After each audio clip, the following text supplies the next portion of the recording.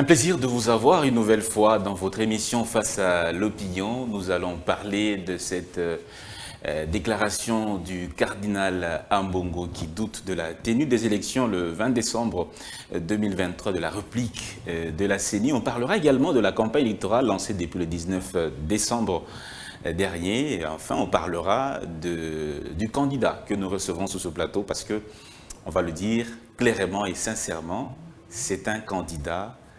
Il est candidat député provincial à Bandalungwa, Monsieur Patrick Eyalé. Un immense plaisir de vous avoir à nouveau sur ce plateau. Vous avez manqué à nos téléspectateurs. Comment allez-vous? Bon, je suis un peu grippé, mais j'ai tenu à, Oui. à répondre à l'invitation. Je vais bien, hormis ce petit pépin de santé, ça va, ça va. Je le constate que ça va très bien. Ça va. Il y a toujours de péripéties, il y a toujours de vicissitudes dans la vie, mais je pense que je ne suis pas le plus à plaindre.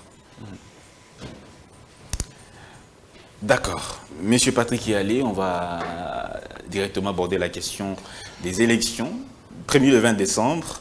Par cette déclaration qui a quand même fait bouche, beaucoup de réactions de part et d'autre sur les réseaux sociaux et même les médias traditionnels. Le chef de l'Église catholique doute de la tenue des élections et il craint même qu'il y ait désordre après l'organisation de ces élections le 20 décembre parce que les conditions de transparence ne sont pas totalement réunies.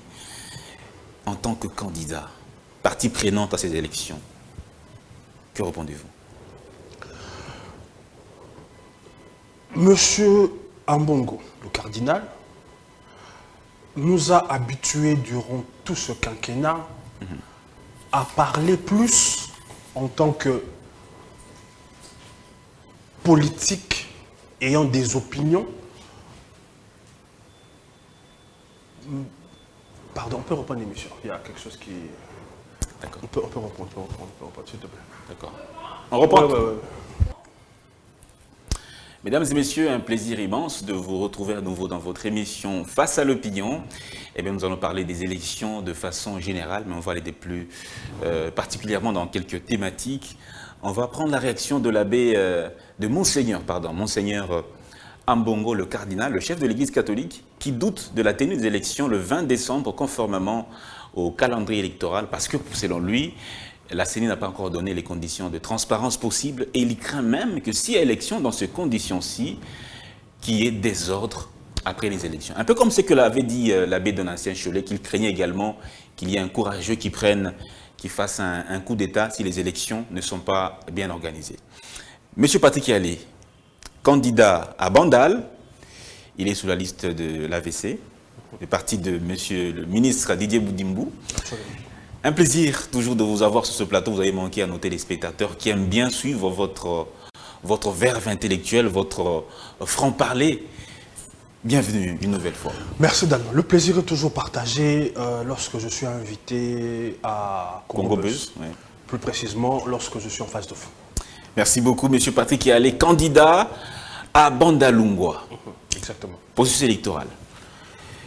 Que réagissez-vous à cette déclaration du chef d'une institution, pas la moindre, en RDC, l'Église catholique? Comment vous comprenez cette déclaration de l'abbé, du Monseigneur Ambongo? Avant de reprendre sur cette réaction, toujours dans le même élan, et je pense dans le même chapitre, j'aimerais d'abord donner mon point de vue sur ce qu'a été la réaction du cardinal Ambongo sur les propos tenus par le ministre de l'Intérieur, M. Peter Kazadi. M. Ambongo, faisant suite aux déclarations de M. Peter Kazadi, a estimé que les propos tenus par ce dernier manquaient de tact et il a fustigé le manque de retenue.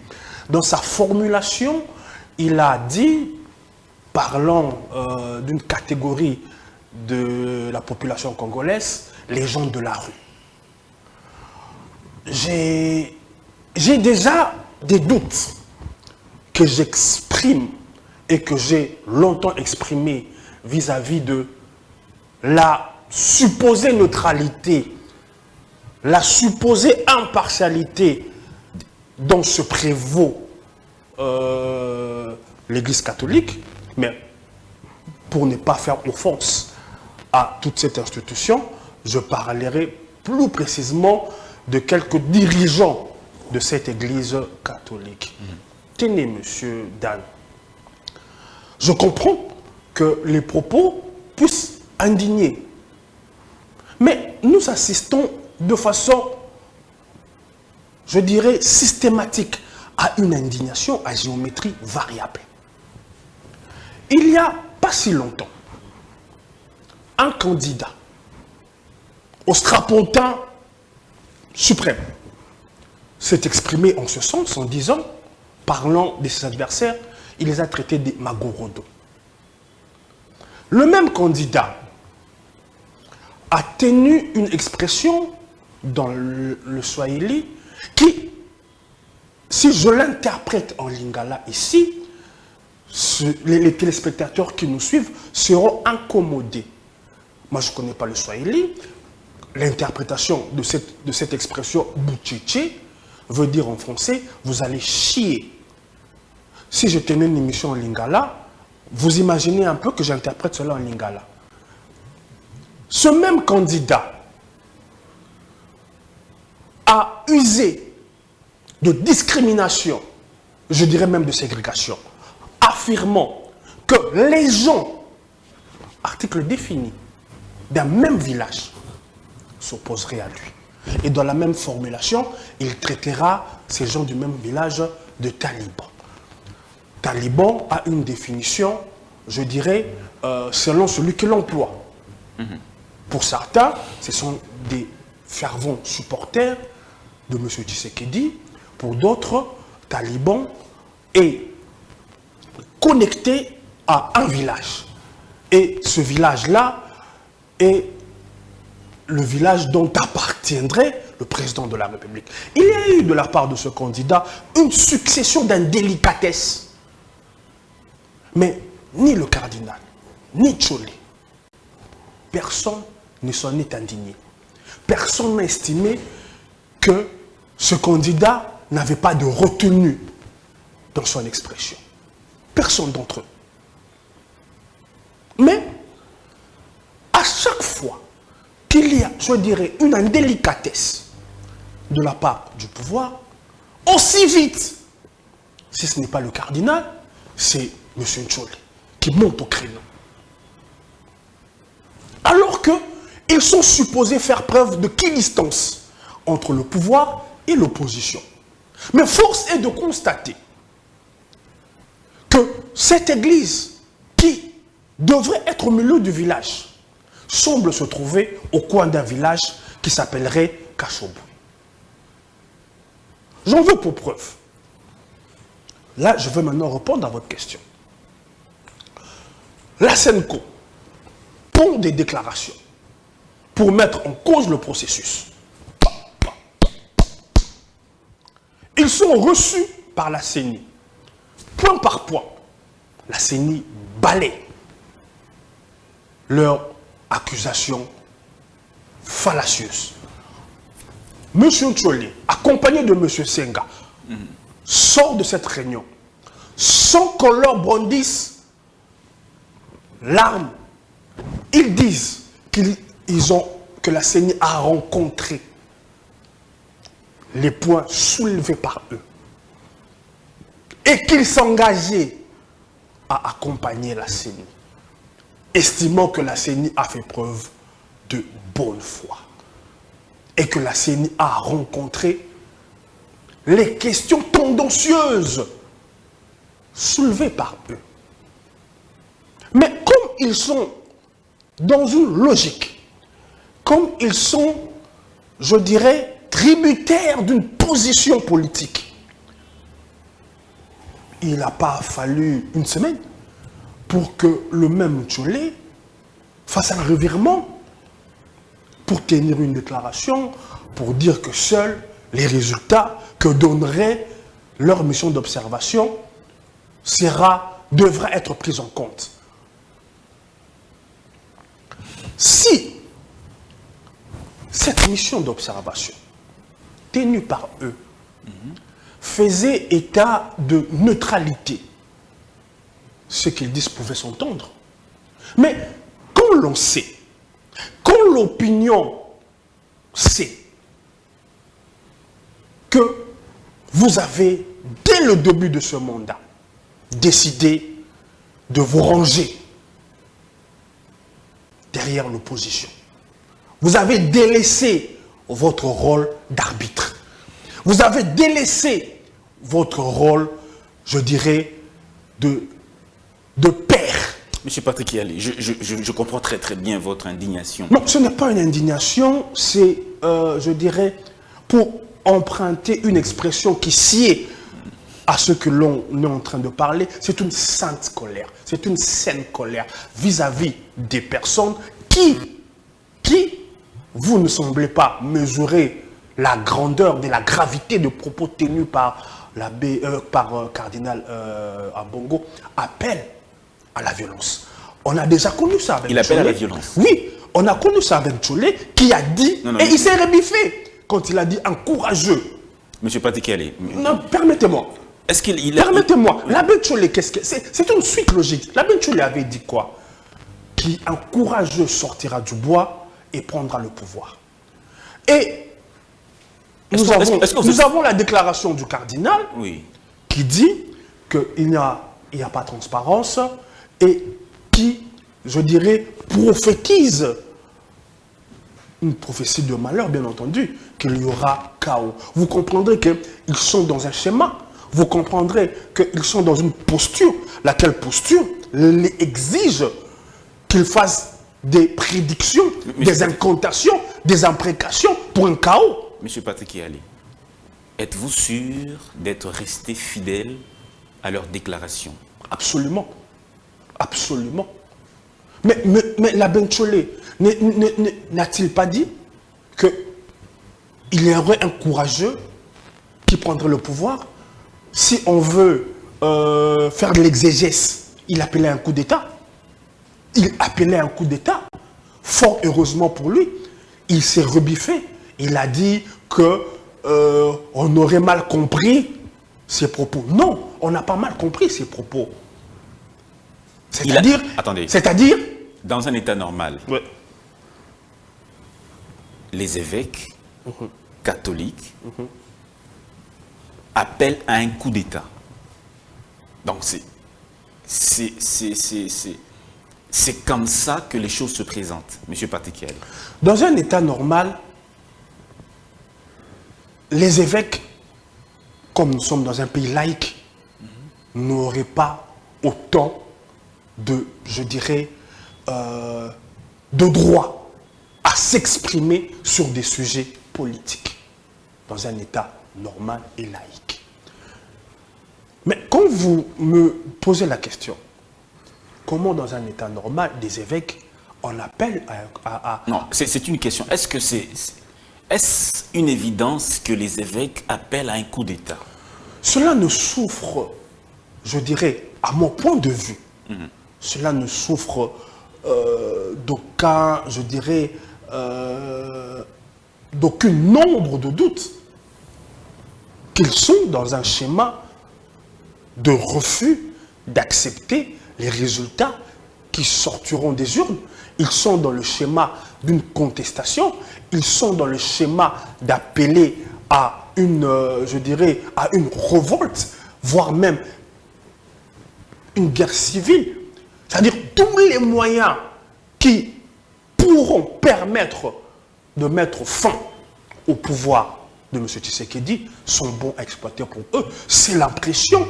Je ne dirais même pas c'est l'impression, parce que cela dépasse le stade de l'impression. Cela n'est plus une impression. Vous accusez la CENI. Vous listez vos points d'accusation. La CENI vous répond point par point. Vous faites une déclaration, estimant que la CENI a rencontré les récriminations soulevées par vous. Mais qu'est-ce qui s'est passé dans l'entretemps pour que nous assistions aux déclarations successives qui contredisent les déclarations d'acceptation du processus qui allait, je dirais, de façon acceptable par la CENI. Quel est ce revirement? D'où ont-ils reçu des ordres? Ont-ils reçu des ordres? Mais la question qui mérite peut-être d'être posée, c'est celle de savoir, est-ce que les évêques catholiques ont-ils tort de faire ce constat-là qu'ils risquent d'avoir des ordres après élection? À ce stade, avec l'intelligence, avec la sagesse, qui sont les leurs, le discours ne devrait pas être celui-là. Ça devrait être lequel, selon vous? Le discours devrait être celui d'appeler les partis à l'apaisement.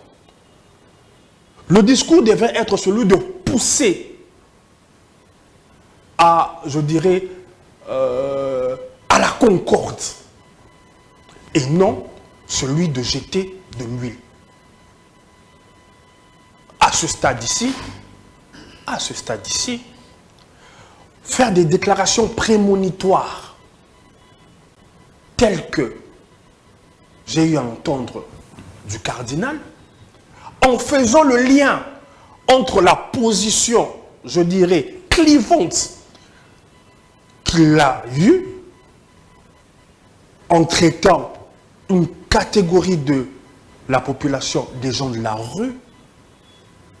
Quand je fais le chiasme de ces déclarations, ces multiples déclarations, on se rend compte que la CENI est une branche de l'opposition. La CENI, la SENCO. Non, la SENCO est une branche de l'opposition. Monsieur Patrick Yalé, vous connaissez bien la position des évêques catholiques. La plupart des fois, à chaque régime, ils sont un peu similaires à l'opposition, un peu comme vous le faites. Et cela, je vous ai toujours posé cette question. Est-ce que c'est étonnant de voir l'Église catholique s'opposer au pouvoir, même à la CENI, à certains sujets? Parce qu'on l'a vu dans le passé, ça n'a pas commencé qu'avec le président Tshisekedi. Est-ce que c'est étonnant pour vous de voir cette posture? La SENCO, je vais apporter une nuance. L'Église catholique ou la SENCO, cela va de soi, n'a pas toujours été systématiquement opposée au pouvoir en place. À certains sujets. Au pouvoir en place et sur certains sujets, si je peux reprendre votre formule. Le cardinal Etchou, par exemple, était un très bon ami du maréchal Mobutu. Ils ont entretenu des relations, je dirais, particulières.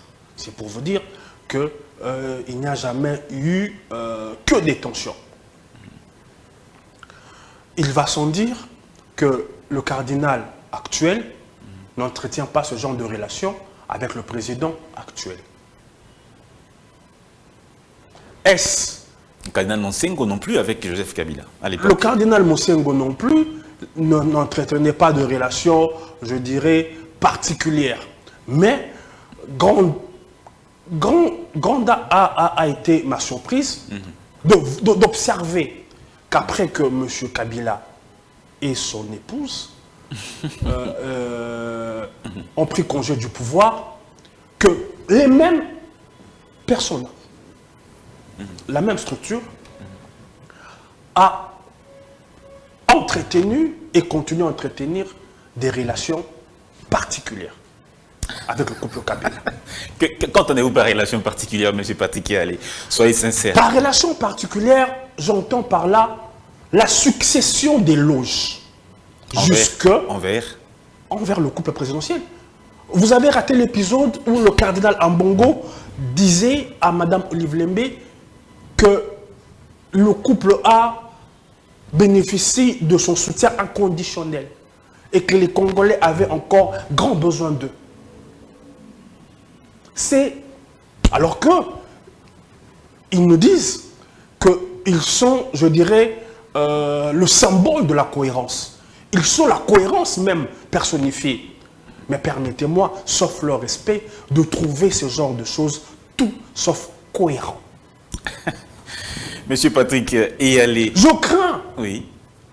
Je crains que nous ne soyons dans, je dirais, la même la même sensation pourquoi qu'avait éprouvé Lumumba en son temps. Pourquoi? Quand Lumumba demandait aux gens de l'Église de ne s'occuper que des affaires de l'Église.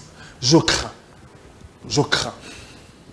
Vous partagez quand même ma crainte et la crainte de Lumumba. Monsieur Patrick Yali, je suis journaliste et je ne peux pas prendre position. Ceux qui nous regardent pourront comprendre la crainte qui est mienne et qui était la crainte de M. Lumumba. Quant aux positions ambiguës. Il gagnerait quoi, M. Patrick Yali? Sincèrement, que gagnerait-il? Monsieur Dan, si j'avais la réponse... Qu'est-ce qu'il gagnerait à soutenir Moïse Katumbi, à soutenir, à être dans le schéma du chaos? Il gagnerait quoi, M. Patrick Yali? Si j'avais la réponse de intelligent que vous êtes, si j'avais la réponse de ce que cherchent réellement les gens en soutane, je vous la donnerai. Parce que ceux qui sont médiocres hier sont aujourd'hui des personnes convenables, fréquentables, appréciables. Mais vous ne pensez pas que ces genres de revirements peuvent ou doivent nous questionner? Comment expliquer, si je vais abonder dans votre sens, qu'à chaque fois qu'un candidat ou un Congolais prend le pouvoir, la cette structure de la SEMCO multiplie, je dirais, des pots de banane. Qui ne nous dit pas que demain, si la personne dont la foi compte, vous vous souvenez de cet épisode? Moi, dans l'église où je prie, je suis chrétien protestant. Je ne vais pas le citer dans ce que je fais. De l'ECC. Non, je ne suis pas de l'ECC. Je suis de la communauté La Voix Divine. Notre pasteur, c'était le dimanche passé, a dit, après la prédication, qu'il ne serait pas demandé à l'église de voter pour X, Y frères de l'église. Parce qu'il estime que l'église doit conserver une neutralité. J'entretiens des rapports cordiaux avec mon pasteur. Mais il a dit qu'il ne peut pas, après la prédication, c'est le communiqué qu'il a passé, passer des messages aux membres, aux fidèles, pour dire il faut voter X, il faut voter Y. En fait, il n'a fait l'éloge d'aucun membre de l'Église. Alors que je ne suis pas le seul, je crois qu'on est 3, 4, 5 à être candidat. Mais quand vous voyez un cardinal faire l'éloge d'un fidèle au détriment des autres, qu'est-ce que cela à dire?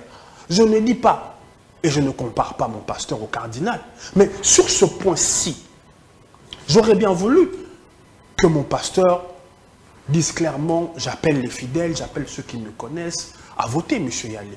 Mais il s'est gardé de le faire. Il s'est gardé de dire tout le bien qu'il pensait de moi. Je pense qu'il pense du bien de moi. Mais il s'en est gardé. Mais on a vu, on a tous vu, le cardinal ne pas tarir d'éloges en la personne d'un candidat, jusqu'à dire que sa foi comptait. Alors, mais ces positions ambiguës nous questionnent. Ça nous questionne. Monsieur Patrick Yali, on va prendre une autre thématique. La thématique liée à la campagne électorale. Quelle est votre lecture depuis que vous la suivez, depuis qu'elle a commencé le 19 décembre? Commençons d'abord par cette déclaration que j'ai suivie, un peu répétée par certains candidats de l'étranger. Quelle compréhension avez-vous de ce concept? C'est un concept qui ne date pas d'aujourd'hui. Ça ne date pas d'aujourd'hui et c'est une réalité qui ne date pas d'aujourd'hui. En quoi c'est une réalité? Je vais vous expliquer. quand Kassavobo et Lumumba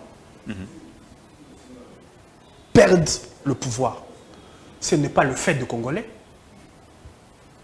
Ça n'a jamais été le fait des Congolais que Lumumba finisse liquidé au Katanga. C'est un plan conçu à l'étranger. Le plan d'élimination de Lumumba. Ce plan consistait à mettre d'autres dirigeants en lieu et place de Lumumba et de Kassavobo. Car ces deux ne correspondaient pas et ne répondaient pas à la volonté de l'étranger. Pour bien préciser l'étranger, généralement il s'agit des trois pays. Il s'agit des États-Unis, la France et de la Belgique, depuis l'époque de Lumumba. Ces trois pays se sont mis d'accord pour mettre un dirigeant. Lequel dirigeant, selon certaines sources, était même un ancien de la CIA. Ce dirigeant fera 3 décennies au pouvoir.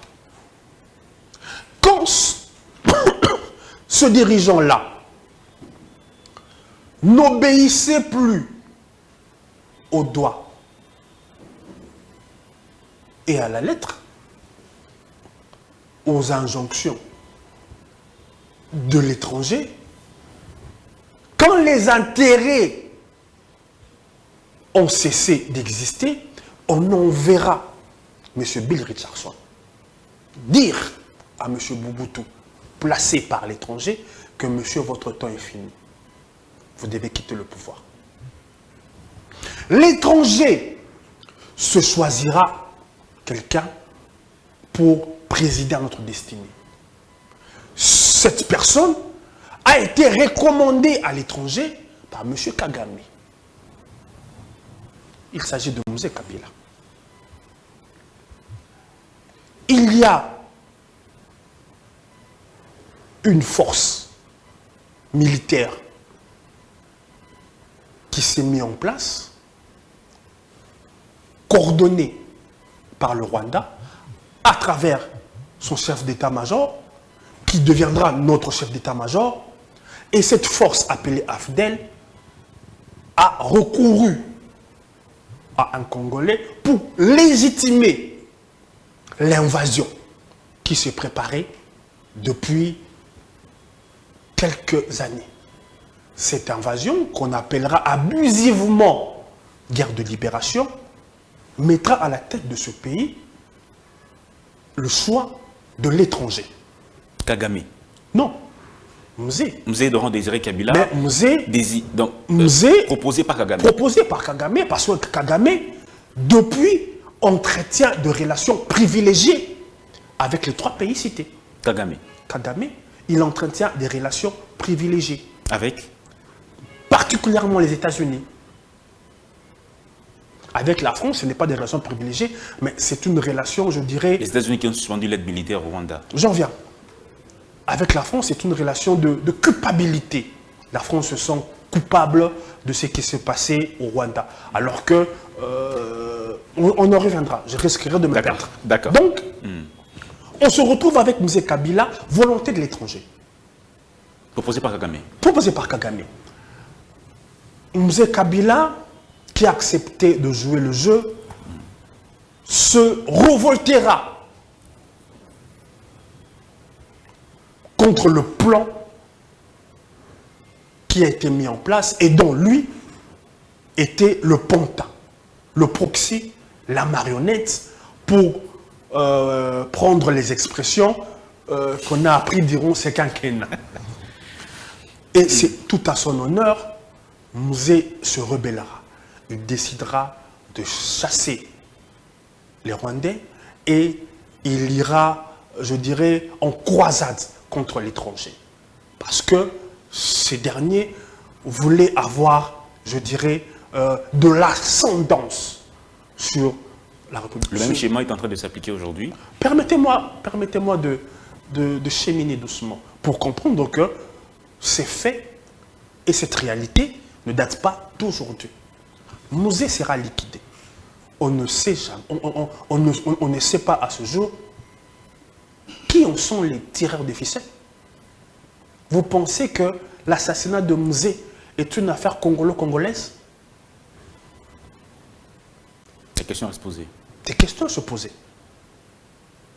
Quand Musée décide et revêt l'habit nationaliste, de patriote, on le liquide. On le liquide.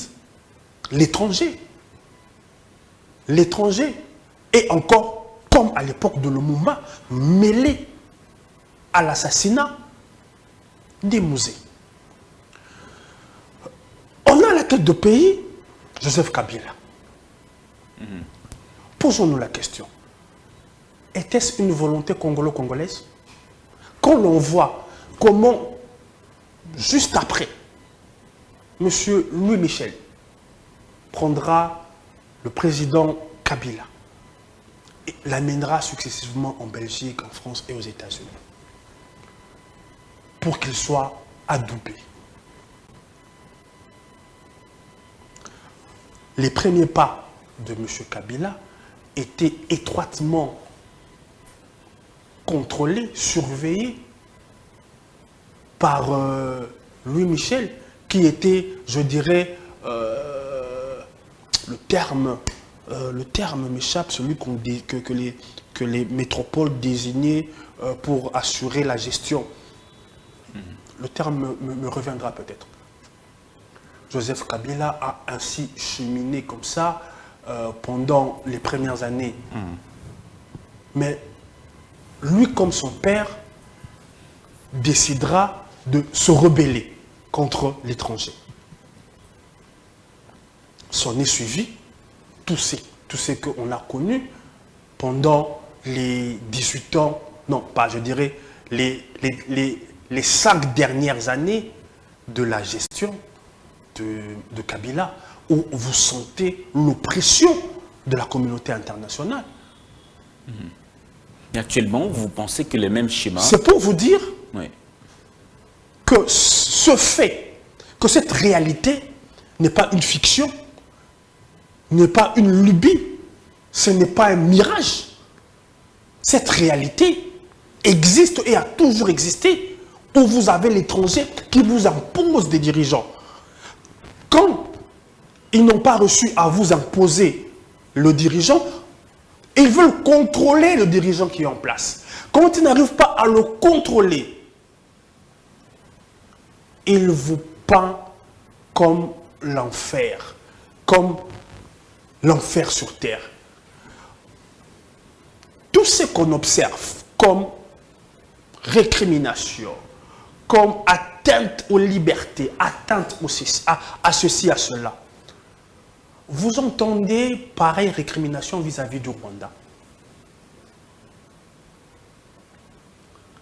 Pour que nous obtenions un semblant de condamnation, il faut que nous multiplions les déclarations à l'ONU. Il faut que nous apportions une tonne de preuves. Même quand on apporte des preuves tangibles, vous sentez que l'étranger rechigne à dire clairement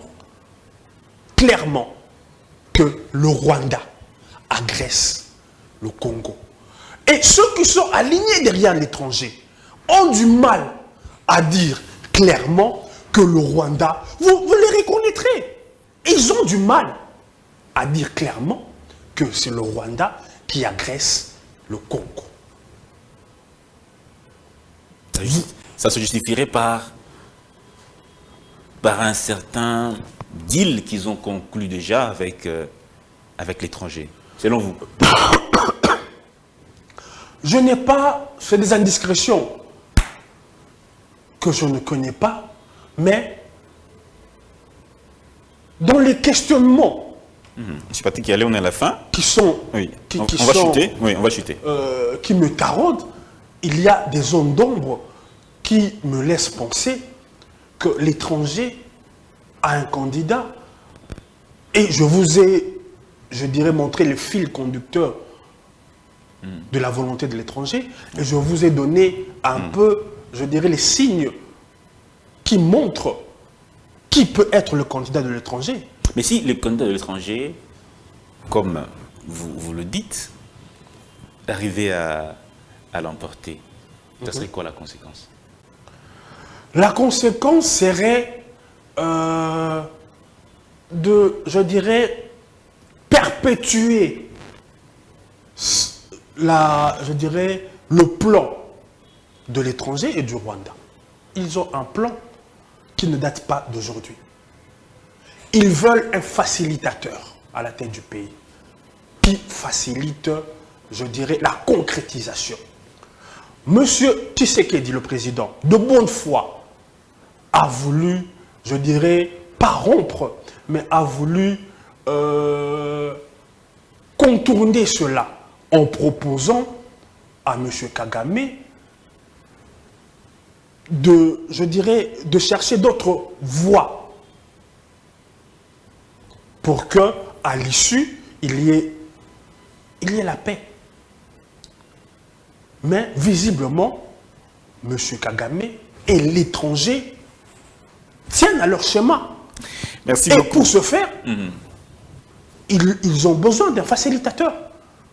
Ils ont besoin de quelqu'un qui permettra de faire asseoir ce qu'ils ont arrêté depuis je ne sais combien de lustres. Monsieur Patrick Yalou, on est en train de terminer. Le temps file très très vite. On n'a pas vu l'heure passer. Et on a consommé une bonne quarantaine de minutes. Donc on va atterrir en douceur avec votre candidature à vous-même. Parce que vous êtes... Permettez-moi, oui. Parfois je m'oublie. Mais je peux m'oublier, ce n'est pas grave. J'aimerais dire encore quelques mots sur l'élection au niveau présidentiel. On